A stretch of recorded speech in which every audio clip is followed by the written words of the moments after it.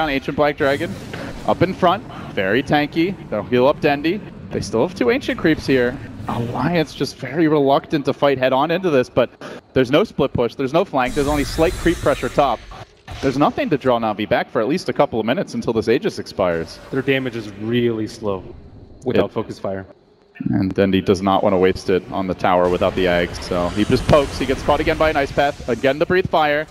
Again, the Dragon battle rages, but one man's a man, and one of the other's the Dragon. Loaded there, does get the good chrono though, off into Ira. He'll go down quickly, and gets dropped into the middle of Alliance. Can they burst it? They will. Alliance holding the high ground, turning on the Na'Vi. General down, Arm Style as well. They spring the trap. They only got a one-man chrono, but that was all they needed. Beelining really towards Alliance.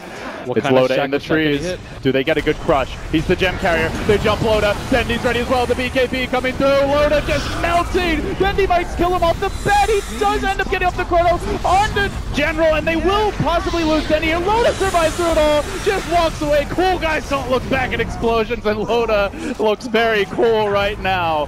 4 drop. Na'Vi forced to throw out a buyback here on Dendi. How did they not kill Loda in that fight?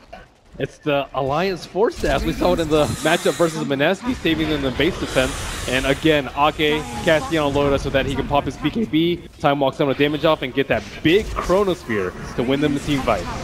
Oh, the living legend coming back to life here in a critical moment.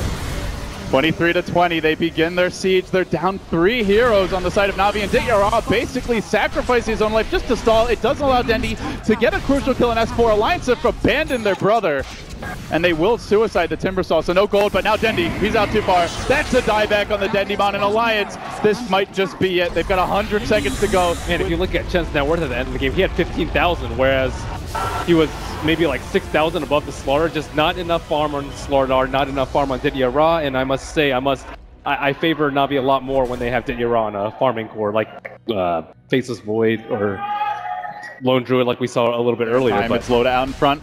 Na'Vi need to break the smoke. They need to scout it. Arcsound, good position here to do it. Illusions moving forward. Loda, oh, he moves away, and they're going to get in position here. Song coming out. The Roshan at critical HP. Loda walks in. The Radiant get the last hit. He's trying to grab that Aegis. He snatches it too. Oh, it couldn't be worse for Na'Vi. Can they possibly fight their way out from here? EGM surviving. Dityara mauling S4, but they're going to lose Arcstyle quickly. Beaten down by Bulldog.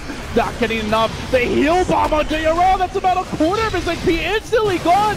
Can they keep him alive? He's dunking for Illusions. He does manage to finish off the Aegis. The heal bombs from Ake. So far, the real carry of this fight, and now they will finish off for Na'Vi. Catastrophe in the pit. They didn't break the smoke, Ben. 9-10. Intervit. False promise. No split push here. Na'Vi, blood in their eyes. They see tier 4s. They're going to let the creeps assist.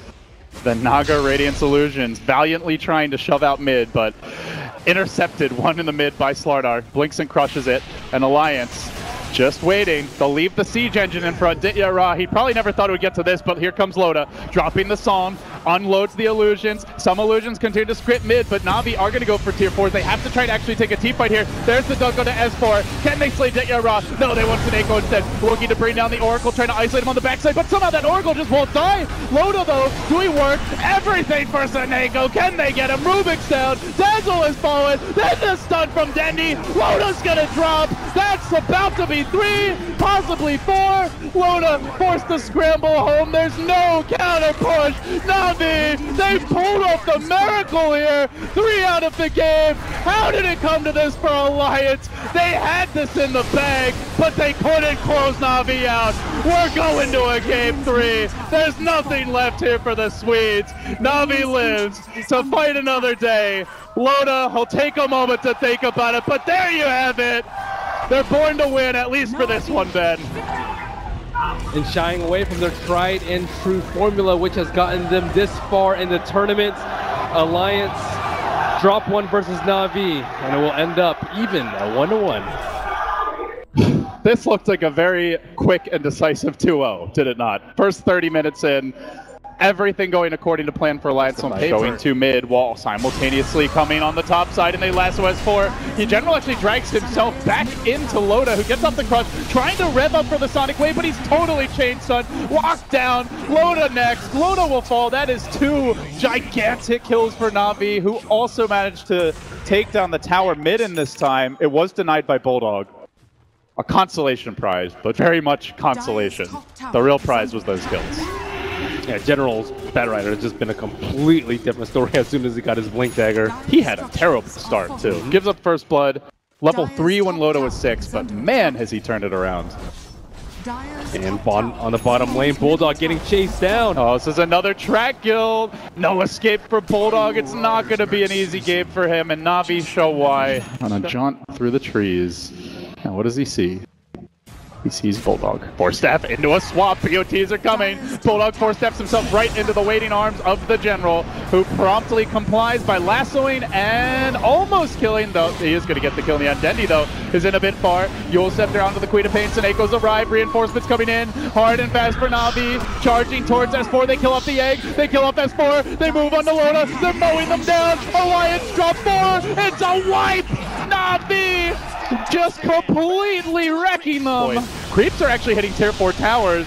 They're committing hard to this push, but Na'Vi are ready for it. Arcstyle engaging forward. Loda trying to set up the follow-up here to the Queen of Pain ult that comes in. Diving pretty far for this one, but Ditya just auto-attacking him in regular werewolf form is going to get the kill. S4 almost dies to his claws. Ake's there. So much delicious food, but General's in too deep. He will end up dropping. Bulldog looks to trot away. It's like an ult number 2, and he's off to the races here. Can Alliance TP out? Who's got one? They're all going to need him. EGM has one, but he can't even get it off as he's about to fall to the wolves. They munch him up. They kill off the bird too. Alliance just can't handle Ditya beyond godlike. He gets Loda, drags him in again. It's another track kill, but Na'Vi don't need gold. They just need dead bodies to litter this map so they can wipe Alliance and the rest of them off. And they get the second kill here. Rubik down, already bought the gem, doesn't have to buy back. Loda buys back, but he only crushes Seneko, and it feels like this is how it ends for Alliance. Not with a bang. This is a whimper. This is ugly. Even a Sunstrike